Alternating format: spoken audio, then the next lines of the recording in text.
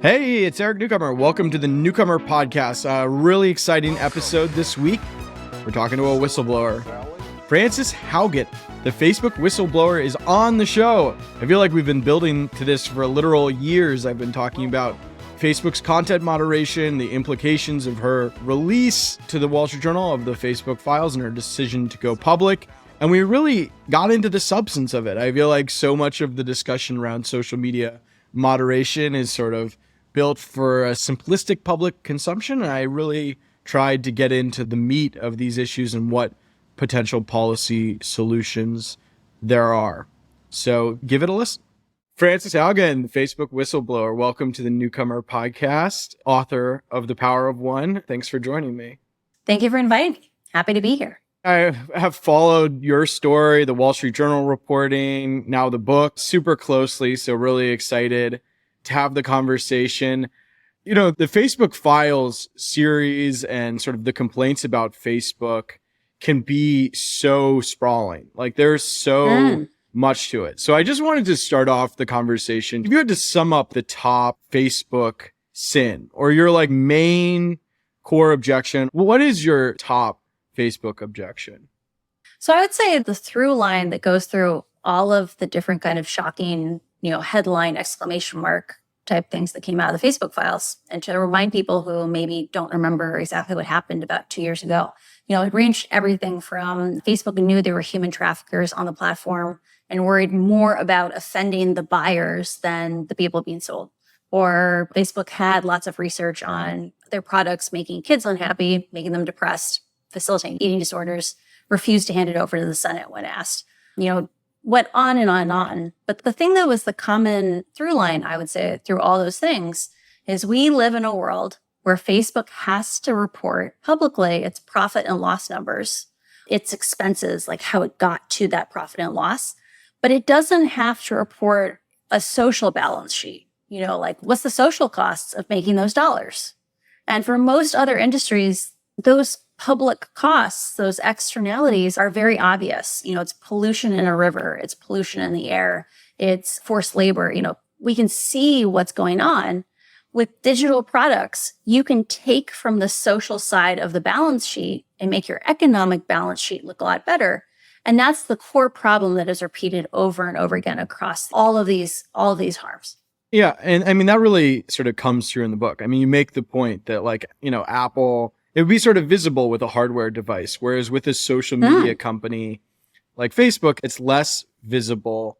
Is it a matter of the fact that Facebook is customizing feeds from person to person, or is it more than that? What makes Facebook's products so much less visible than something more tangible?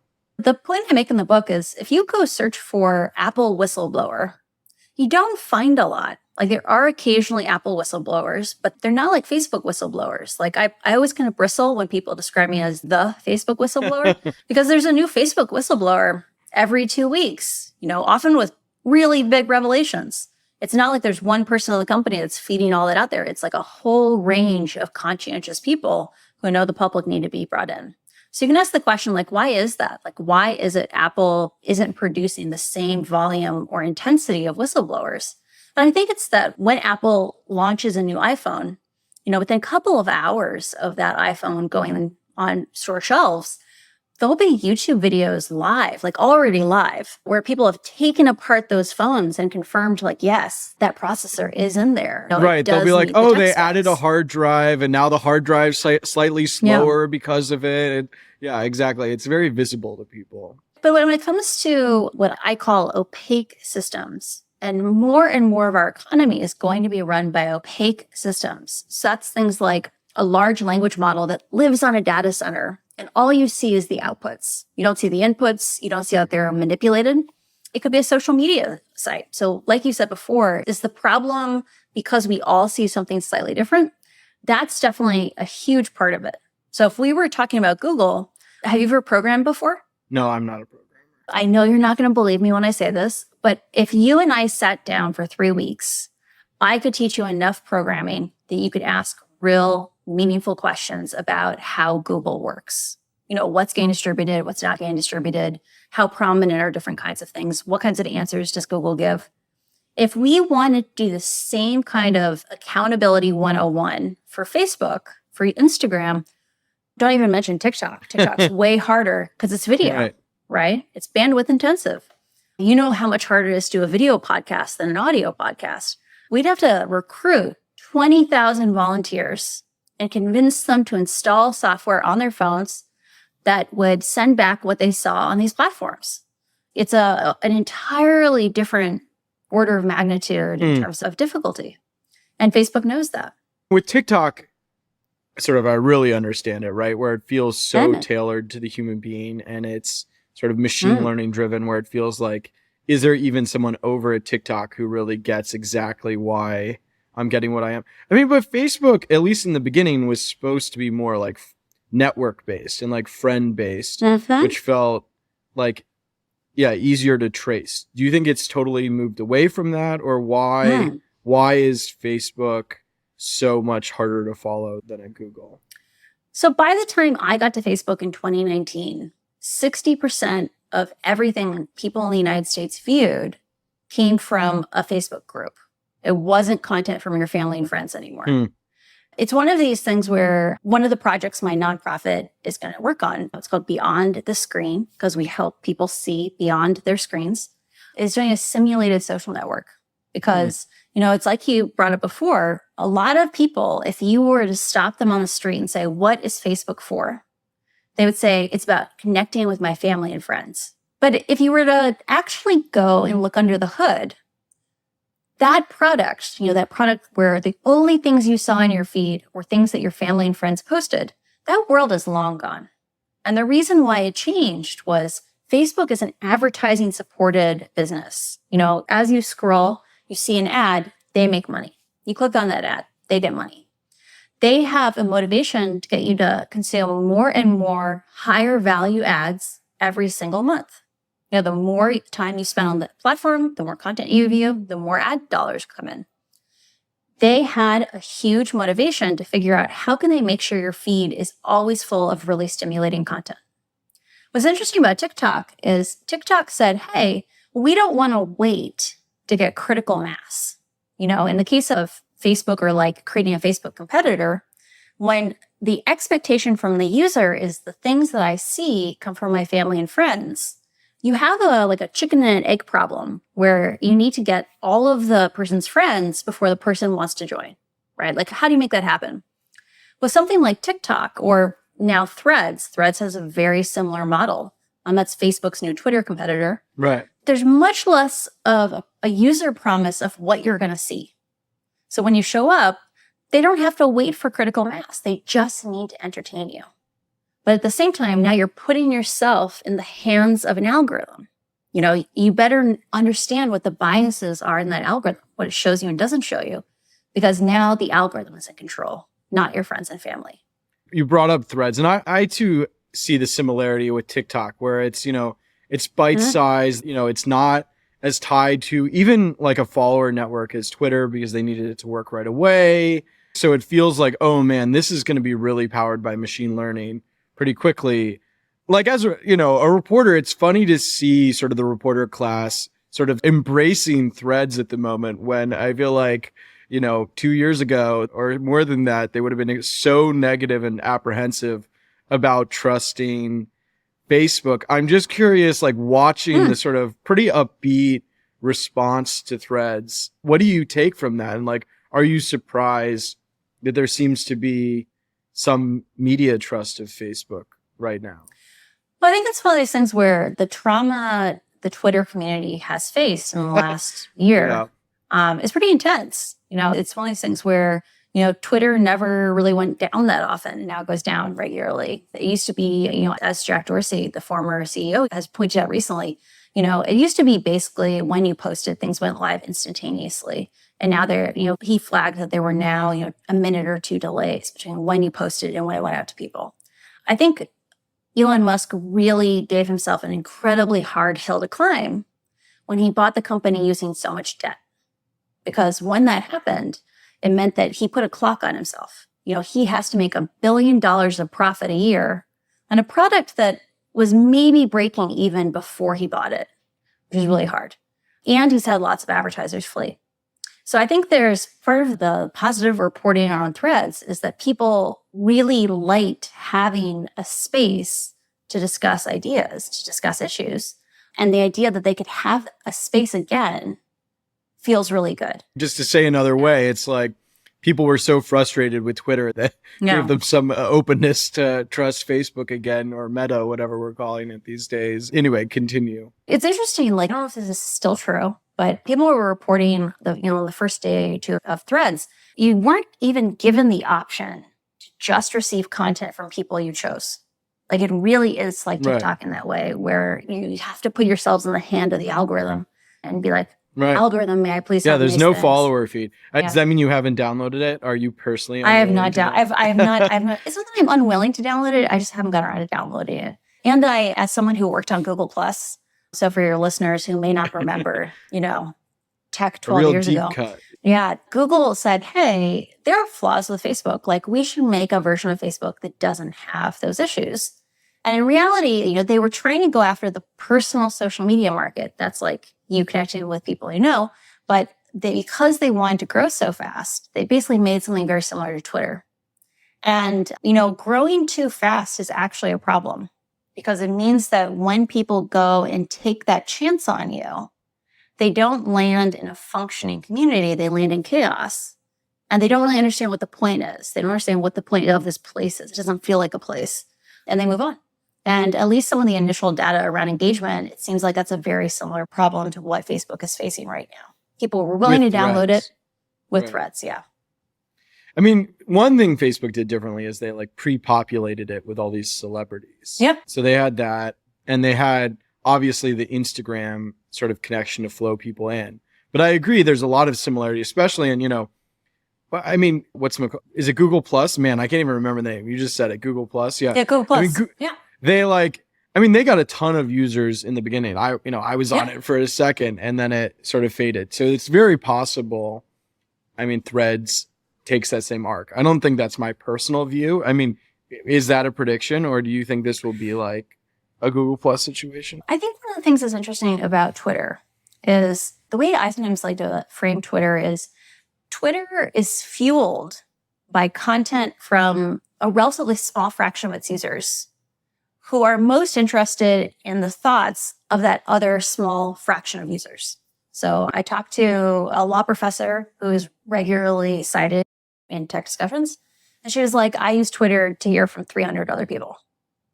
And it just happens to be that those people talking to each other and caring about what each other says, everyone else gets to kind of be a fly on the wall and follow along for the conversation.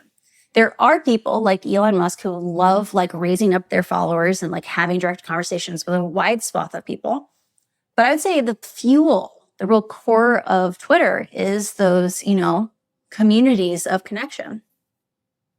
And it'll be really interesting to see if Threads can maintain that. Is it just going to end up kind of a brand safe? By brand safe, I mean for, you can sell Tide washing detergent and Clorox, bleach wipes. Yeah, they're very pro brands, definitely early. Is it going to be just a space that is innocuous, or is it going to be a space that really does cultivate community the way Twitter did? It also, it feels like you could have one community on Threads and one on Twitter, especially with sort of the part, you're seeing Elon right now. He's making these payments out to Twitter personalities. It feels extremely conservative. You could just see sort of more left-wing liberal sort of, people on Threads and sort of a right-wing Twitter world. It's very possible. I can totally imagine that happening. It makes me nervous because when we do move into a space where we are entirely dependent on an algorithm, I have no idea if I post on Threads, will my posts even get distributed? My publisher couldn't even tag it to sell the book. Right? So it's things like that. Wait, you think Facebook is actively suppressing your book on their platforms, or? I know that for events I've done, they couldn't use the word Facebook to describe the event. So I can't be the Facebook whistleblower. I can be a whistleblower. They'll have to sit there and try a bunch of different variation of ads to run an ad.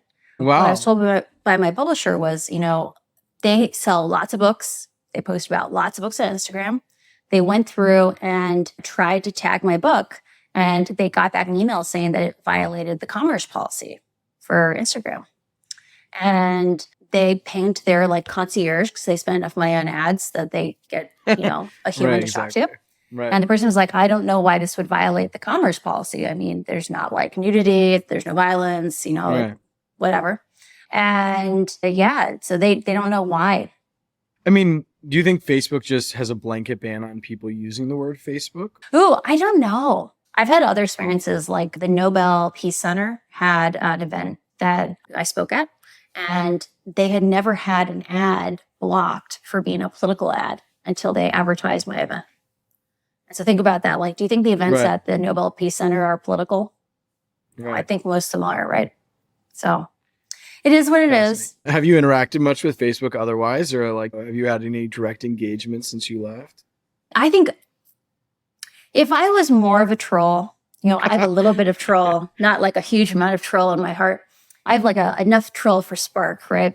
I would totally provoke them more because they so aggressively will not acknowledge that I exist. So if, like, for example, if you ever get to be in a Q&A session with a Facebook executive, like at a conference, ask them about me because they will not use my name. So that's the kind of thing where, like, if I was a bigger troll, I would seed more questions at their events.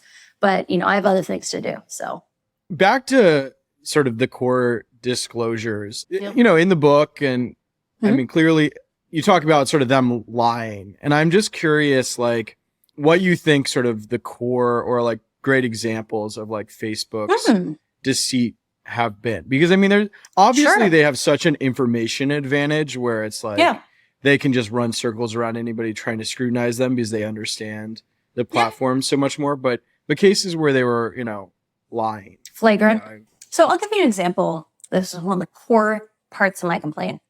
Back in 2018, Facebook faced a business problem. They could see over time people were making less and less content. This is a normal phenomena on social networks. Like, some people get really into it. Most people slowly start to self-edit, self-censor.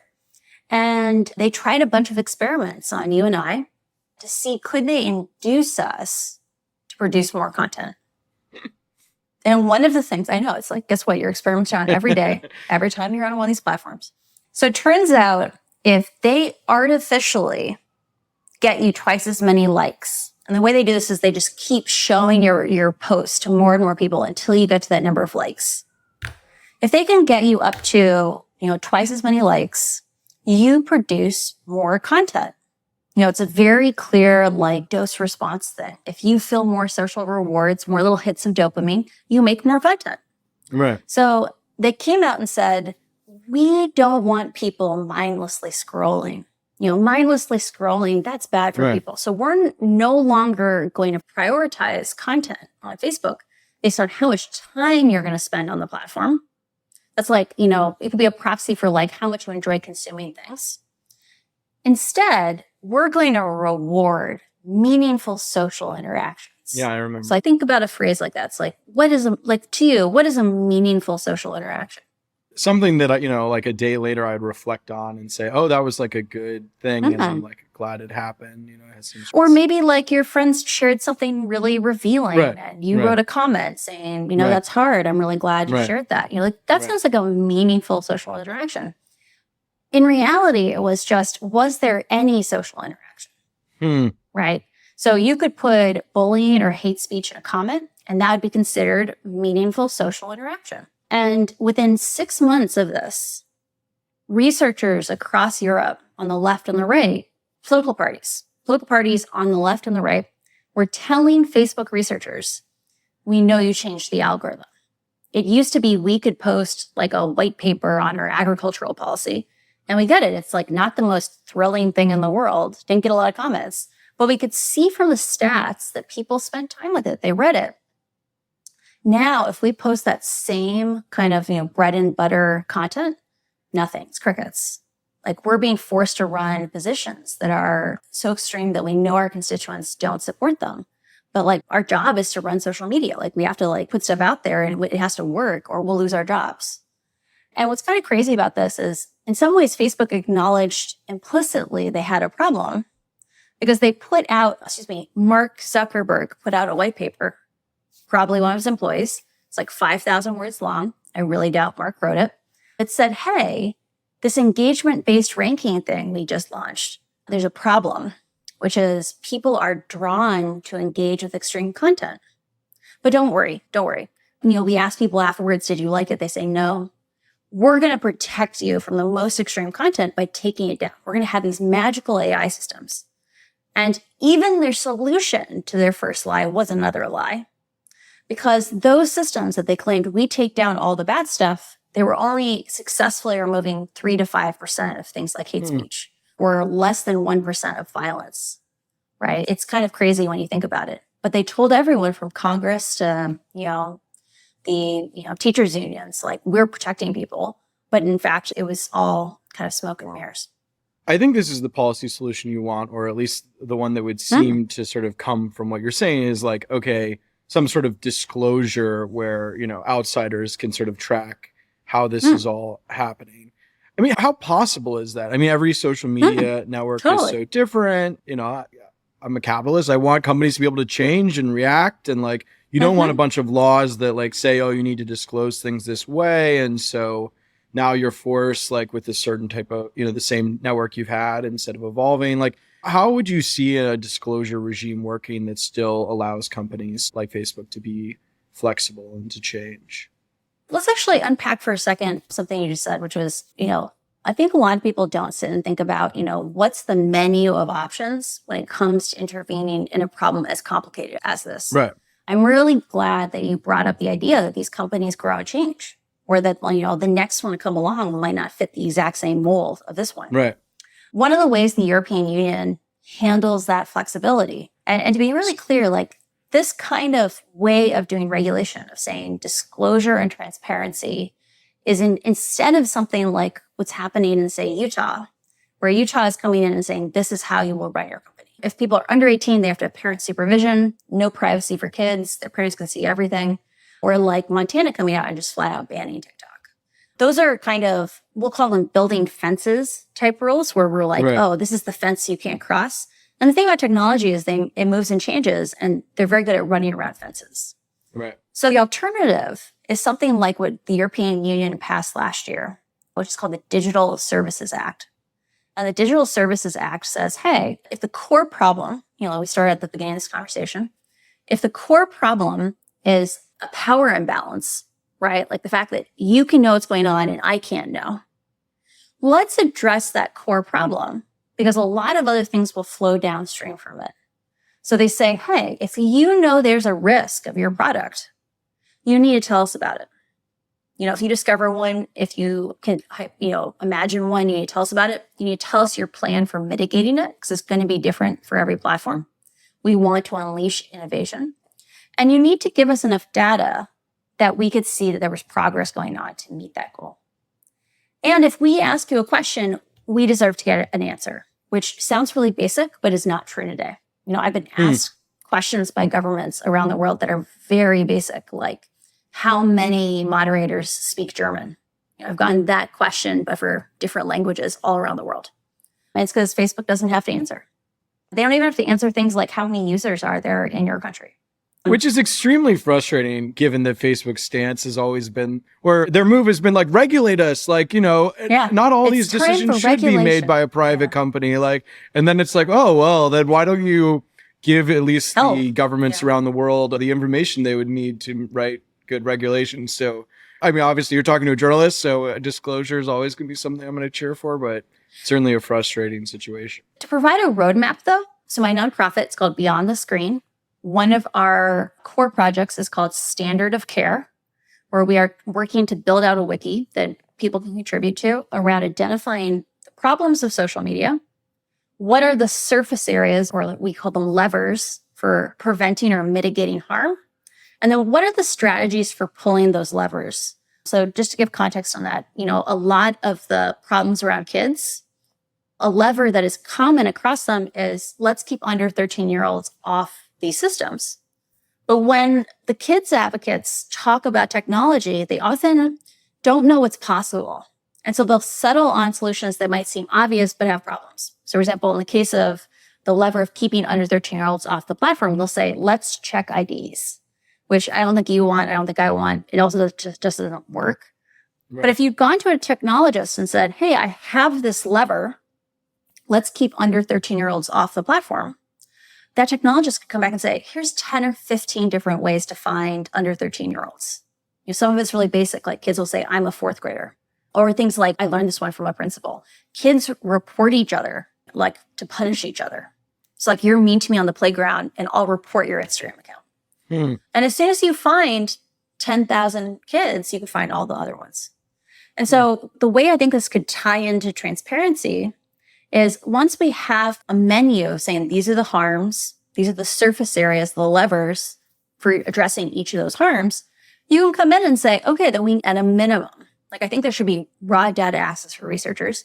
But if you don't want to go that far, at a minimum, you can say, we need data on how bad each of those harms are and how hard you're pulling the levers to try to reduce those problems. You can figure out lots of different strategies to pull those levers, but you need to show us data on things like under 13-year-olds. How late are they on the platforms at night? That kind of thing. I mean, a core response that Facebook would give in this situation would just be, they might not say this outright because it's probably not political, but like, some of these problems that you've identified are just human problems, right? If you talk about sort of the Instagram critique with it potentially making sort of young teenage women, sort of some segment of them unhappy. I mean, you could say like, was that so different from Vogue? Is this really an algorithmic problem? Or is this just like how humans are? I mean, and I would probably attach more on a lot of the sort of democratic liberal sort of anger at Facebook was about just what Trump supporters are like and like their views and the fact that there's like an audience for them and not always the fact that Facebook would give them distribution. So I guess across a lot of these categories, and we can get into the particulars of each one I mentioned, but what would you say about the just like some of these things people are mad about are just things that human beings do that happen to happen on Facebook, but it's not necessarily their levers that are moving people to do those things? So I think one way to think about this is technology can either amplify and bring out the worst in us, or it can act as a bridge that helps us seek our best and happiest selves.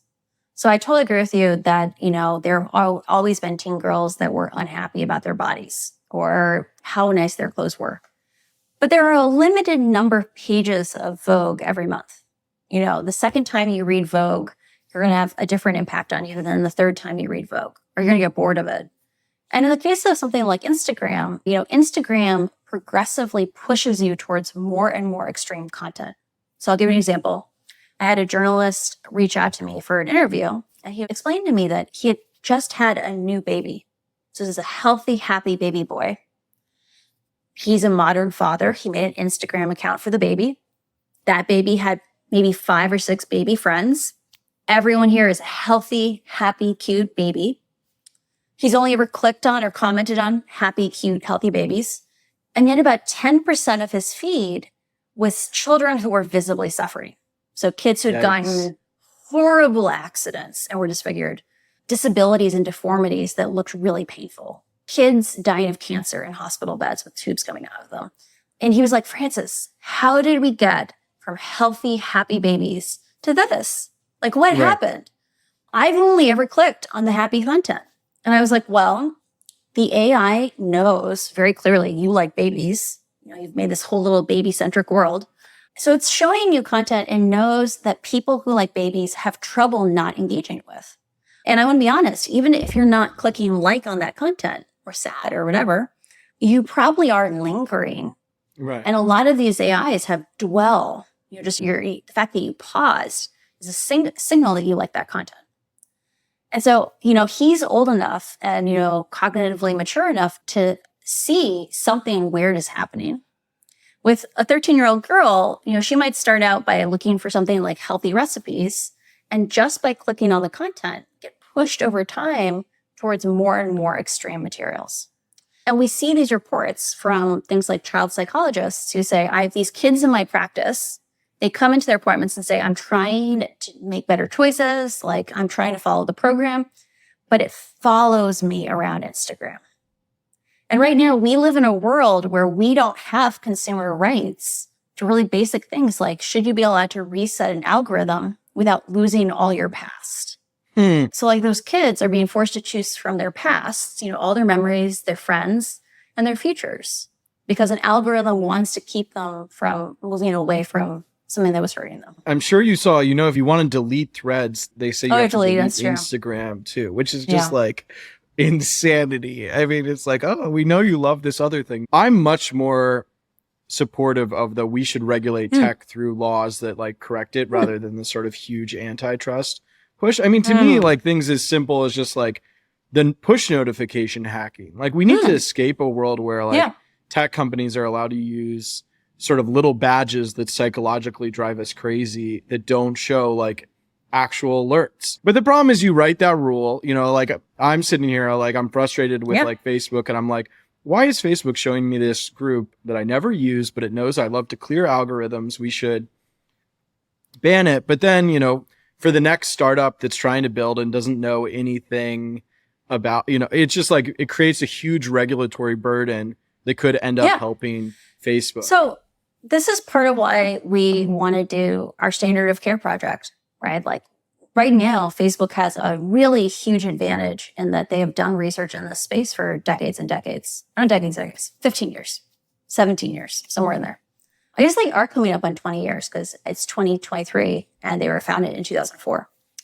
But if you want to talk about real deep cuts, do you remember Friendster? Or are you not quite old enough? Yeah. So Facebook was my first real social media. I graduated from You weren't a high school MySpacer? in 2009. So, but I'm aware of sort of the history of it. Yeah. The first web crawler, so that's a thing for downloading data off the internet so you can analyze it, that I ever wrote, I wrote Friendster because I was using really early graph mapping algorithms because I guess I've always loved graph-based problems. But part of why we're doing standard of care is, we want to make sure that the next generation of social platforms, and social platforms take lots and lots of different forms. Things like Roblox. Roblox is a social network. We're going to always have new social platforms. How can we make sure that people have the best head start, the best platform to build off of, to be like, oh, interesting. We can get a very robust education on what we should be worrying about very quickly, and an understanding of like what options exist for being able to move forward on those problems. Is privacy a big part of your advocacy, or like how optimistic are you? To me, I'm sort of like, oh man, privacy is sort of lost in this world once you're on them. Like I'm just not like a privacy. That's not I'm much more aligned on this sort of like, oh man, them hacking our brains and like using actual like psychological tricks to get us to engage with them. That's really troubling. But like, I don't know. How much time are you spending on sort of privacy advocacy, and what's your sort of view on that part of it? So privacy is not what I would say one of my tentpole issues. I'm very open to it as a technique in terms of, people emotionally connect with privacy as an issue. And it is a way of decreasing the ability of algorithms to be able to act towards you. Like if they're not allowed to record information about you, it's harder to manipulate you. At the same time, like, we're developing AIs that are getting better and better at doing implicit inferences. And so it's this question of, how little data do you really need in order to actually still see a lot of these phenomena?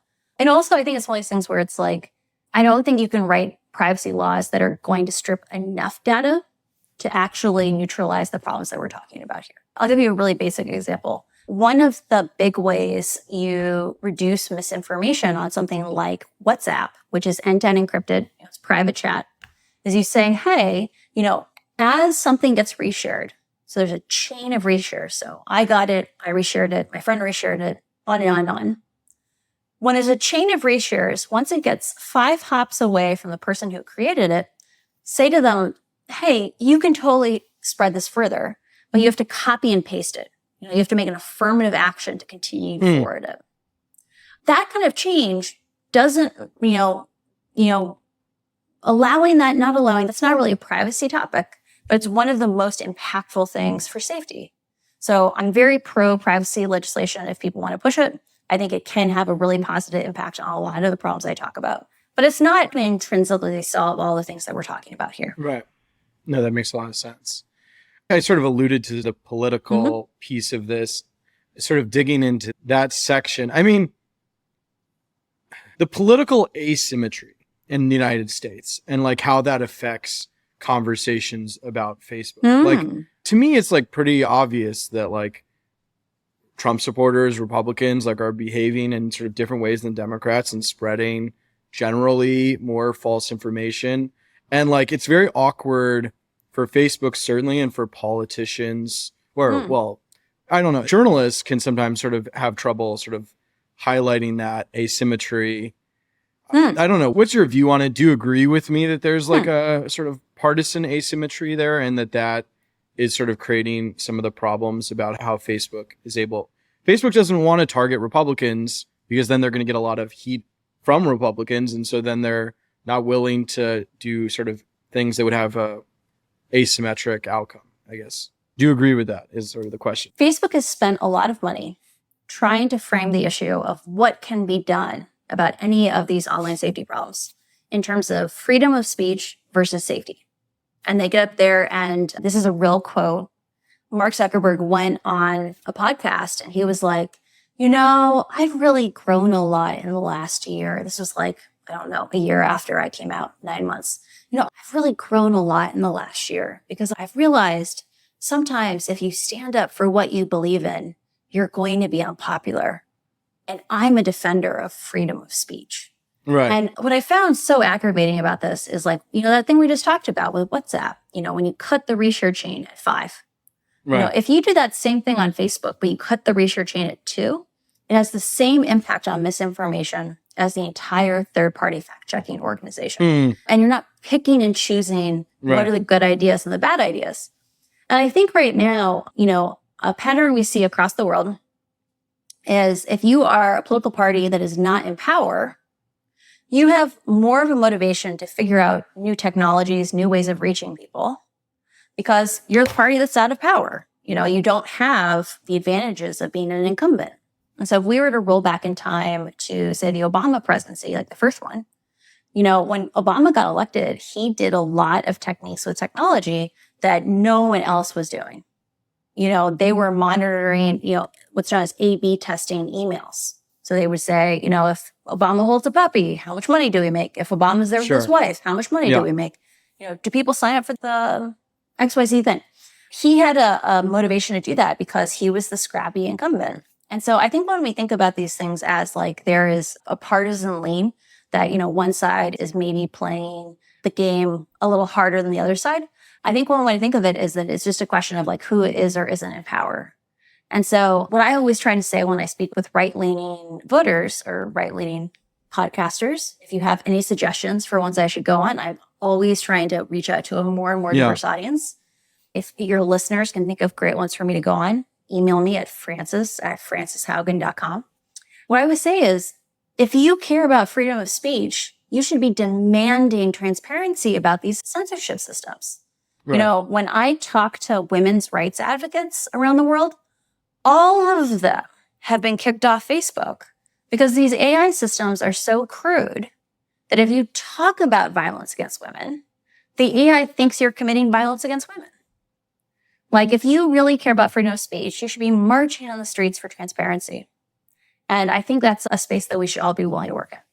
I totally get sort of the messaging there and that you want everyone to be sort of on board with these issues. I mean, you look at even the Threads rollout. When they launched it, they had some, I think, tools in there early on that said, this person, I forget what the exact language was, but it was like, I forget if it was the past false things or I'm not going to get it totally right, but there were warnings before people reshared them, which then like can have sort of a perceived sort of partisan focus. And obviously, I mean, Elon Musk's whole campaign on Twitter was the idea that Twitter was sort of shadow banning, people in the replies and all that.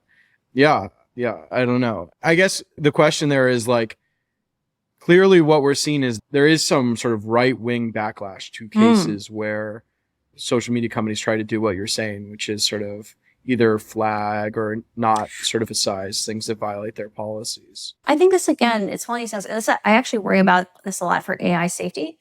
If you already feel distressed, you feel like you have been left behind or you're marginalized.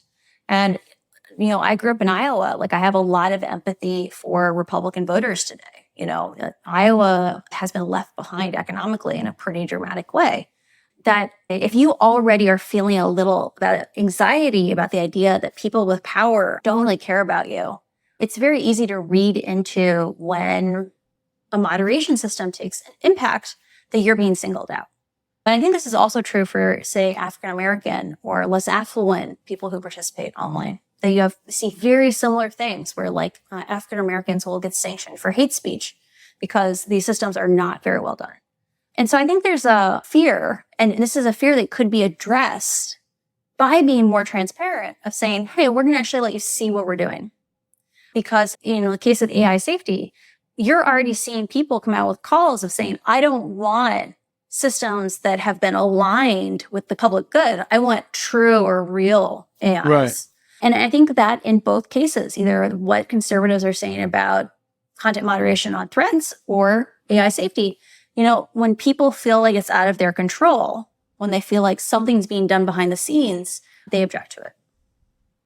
So giving the user control, basically. Or having enough transparency that you can build trust on these things, right? Like it should be possible for researchers to come out and say like, hey, actually, or if you yourself, so right now, if your content gets taken down on Facebook, the only people you can appeal to or you can send your thing off to is the oversight board. Imagine if you could say, I'd like to be put in a public research data set. Like I would like reporters to be able to look at this and say, oh, interesting. This whole political candidate is getting taken down at a much higher rate than this other one. Like that would be a very different world. And Facebook would have to work harder to make sure that its systems were objective and effective. In the book, Power One, which everyone should go read, and you talk about the rise of COVID and COVID sort of is a great way to get into the misinformation question. And I think how misinformation, the view on sort of that word and sort of the ideas there.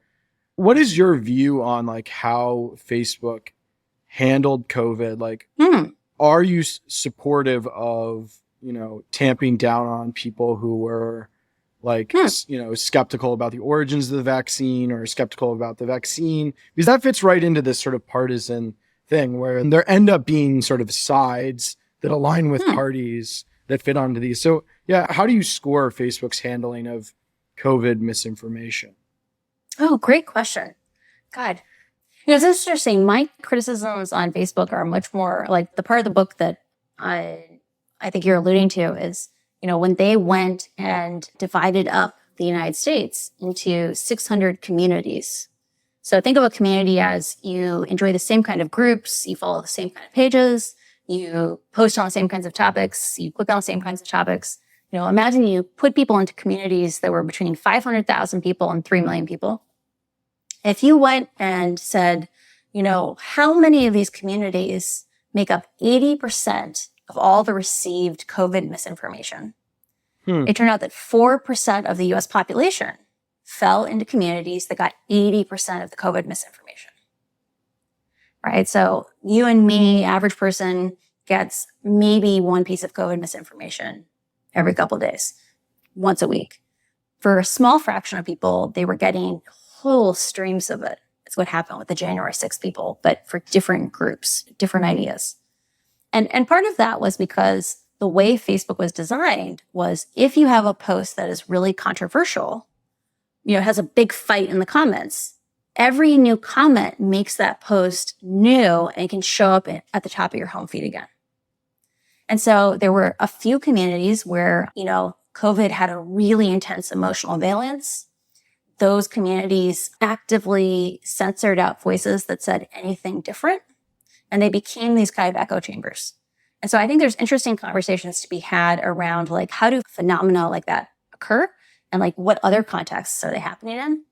And so let's imagine you're seeing something like that where, the algorithm and the product design are pushing people towards these kind of parallel realities. And that's why you had people showing up and threatening teachers with guns, or people showing up at school board meetings screaming, because literally when they looked at their Facebook feeds, all they saw was stuff about how teachers were trying to kill their kids, right? So that's kind of the environment we're entering into when we have to say, what is Facebook's role or what should Facebook's policy be? And I think it's really complicated. I think they did a bad job in that they had, these blacklists. They had the concepts that you couldn't talk about, but they never told anyone. They never let us see how well these systems performed. And it meant that you had people feel like they weren't, like there was a hidden truth. And hidden truths are very alluring. And so, effective social software should be designed such that if I write a thoughtful reply, if I go do research, if I come back to your allegation with, something meaningful for a conversation, I should get similar amounts of distribution to your inflammatory statement. And that just doesn't happen today. Like the systems aren't designed to reward extreme ideas. They're not designed to reward thoughtful, moderate ideas. So your solution there would be just to give more distribution to sort of counter messaging, basically? So I'll give you an example. So like they've done research inside of Facebook, and one thing that's kind of exciting about the next few months is like Harvard has an archive of most of the Facebook files, and they're starting to make access for those documents to academic researchers. One of the papers in there talks about how if you are good at writing such that people diverse from you, different from you, can engage with that content or those ideas, you're doing a very complicated thing, right? If I can write a political post that Republicans and Democrats can like instructively have a conversation in the comments, people are thumbs upping each other. It's like a positive conversational template. I should be rewarded for that because it's not obvious. Like I might not get the most comments. I might not get the most likes. But if I can get a diverse community of people, a diverse audience to engage with it, that should be rewarded. If you come in there and say, hey, we're going to boost content from people who can successfully reach across the aisle, you end up getting less hate speech, less violence for free, less misinformation. So it's a lot of these things where if you start making transparent what is distributed versus what is created on these platforms, and you start saying, hey, like right now, what you're giving distribution to is very different than what's being created. Can we get those a little bit more in line? I have a feeling what would end up happening is you'd start finding more techniques like that where you could come in and say, hey, people who are fear-mongering, they shouldn't be the only ones who get to stand on the stage. And that's kind of what's happening today. So it's still a world where like there's like sort of a hand on the till in terms of what's getting reach, and like it's just sort of in some ways just doing things that are less oriented around sort of their business interests necessarily, which are max engagement, right? I mean, it's certainly not saying like don't sort of weigh certain things differently than others, right? Because if you just tried to create this sort of like neutral algorithm, you would just then be deferring to sort of negative aspects of humanity. Potentially. Am I understanding that correctly? Yeah. Algorithms can only capture the level of complexity that you put in the algorithm.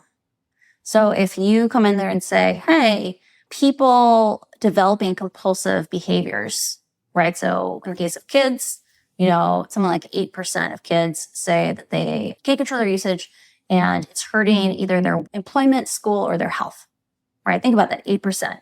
How self-aware are 14-year-olds? Like not super self-aware. How honest are they with themselves? Not super honest. It's probably a lot more than 8%, right? Are suffering like that. If you don't have a system that says, hey, sleep-deprived kids are a long-term harm to society. They do worse in school. They are at higher risk for developing mental health issues that will last with them throughout their life or put them at higher risk of recurrence. They're more likely to use drugs, both uppers because they're tired, downers because they're depressed.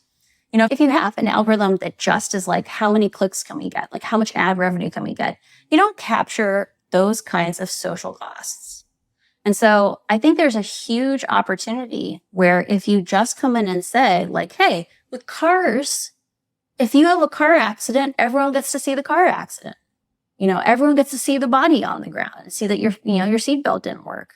We don't have a similar feedback cycle on these social platforms. They can keep kind of having their problems and they don't have anything that brings them back to center. For the last part of the conversation, just talk about, the decision to release information and to go to the Wall Street Journal. And yeah, the reporter, it's Jeff Horowitz, right? He reached out to you on LinkedIn, or tell the story a little bit about how this happened. Like, did you see yourself Sure.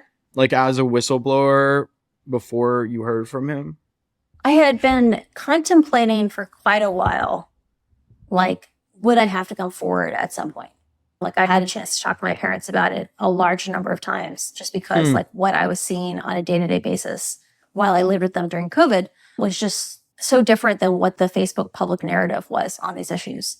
But the moment where I was like, okay, I have no other options, was right after the 2020 election. So this is in December. It's like less than 30 days after the election. They pulled us all together on Zoom and they said, hey, you know how for the last 4 years, the only part of Facebook that was growing was the civic integrity team. So it's the team that was for Facebook.com at least. So civic integrity's job was to make sure that Facebook was a positive force in the world, like a positive social force in the world. You know, it wasn't going to disrupt elections. It wasn't going to cause any more genocides, because by that point there'd been 2. You know, it was going to be a positive force. And they said, hey, you are so important. We're going to dissolve your team and integrate it into the rest of Facebook. And when they did that, that was kind of the moment where I realized Facebook had given up. That the only way Facebook was going to save itself was if the public got involved. That the public had to come and save Facebook. And so by chance, so that day I went and opened up LinkedIn because, you know, I was kind of, when you have instability at work, that's what you do. You know, you open up LinkedIn. And I saw that I had a message from this guy, Jeff Horowitz. And he did a lot of reporting for the Wall Street Journal about the violence that Facebook had facilitated in India, particularly like Muslim Hindu violence. And, you know, he said, do you want to talk? And I was like, oh, interesting. Like, of all the places that I would want to work with, I wanted to work with the Wall Street Journal because I really view all of these topics as bipartisan. You know, they're not left, they're not right. They're like basic rules of the road. And I knew that if the reporting had come from the New York Times, that there would be a large swath of right-leaning voters that would never be able to trust it. But if it came from the Wall Street Journal, it was likely that they would be able to at least consider it. And I think that's part of why the Senate hearing was so bipartisan, because it was something that came out of, you know, it was trusted. Like a lot of the things that were said in those articles sounded crazy. They sounded super, there's no way the company could be this bad. Like the human trafficking thing of the Facebook employees being worried about offending buyers over the people being trafficked. But because it came from a very, you know, center of the road, cautious publication, people were like, oh, maybe this is actually true. And yeah, I mean, I think this journal is so credible and sort of careful in how they present things. Initially, you were not going to come out, right? Like, what motivated your decision to go public? So part of why the disclosures are so large is I wanted them to be able to stand on their own. Like, I always expected to do like closed door briefings with like governments to be able to explain them to them, but I never intended to be like part of the story. And right before I came out, so maybe a couple months before, my lawyers started really putting pressure on me where they were saying, you know, Facebook knows it's, you know, they can look at all the different documents, right? They know it's you. Yeah. You know, the report is going to get started. They're going to figure it out real fast. Or as soon as they start getting asked for comment, they're going to figure it out real fast. And the Wall Street Journal, they said, here's the deal. Like, either you can wait for the rest of your life for Facebook to present you to the public. You know, every day you're going to like open, you know, Google News, you're going to open your newspaper and be like, is today the day that Facebook is going to introduce me in the worst possible way? Or you can take responsibility for what you did. You know, I know that you don't want to be out, you don't want people looking at you, you don't want to be out there. Like, you know, go and take responsibility. Because if you do closed door briefings, every single briefing you do will expand the circle of trust. And you're going to be like the juiciest story for some reporter to break. Like if they can find your name. Post or somebody would eventually just. And one of my friends joked, like after I came out, they were like, I don't understand how this story stayed quiet for so long. I thought everyone in San Francisco knew Francis was doing this. And I was like, everyone in our circle of friends knew I was doing this. Not everyone in San Francisco. But still, it's one of those things. Like someone brags to their friend about how I know who the Facebook whistleblower is. And, you know, it just goes. And so I decided to step out into the light. And it's actually been a really transformative experience. You know, it's one of these things where I spent a lot of my life like really trying to avoid being seen. Like I've gotten married twice. I eloped both times. The idea of standing in front of a crowd, having them just like stare at me for my wedding sounds very stressful. I've had 2 birthday parties in the last like 20 years. Like it's just not my jam. But it's been really interesting having to like stand up and try to educate people on these issues because, I really believe in democracy. And the way the world changes is we change it. We get out there and we say, hey, I'm going to keep repeating this until I see something different in the world. And having to show up in my own life has been a huge blessing. And something I never expected to be one of the things that I would walk away, 2 years later and say, I'm so grateful for this.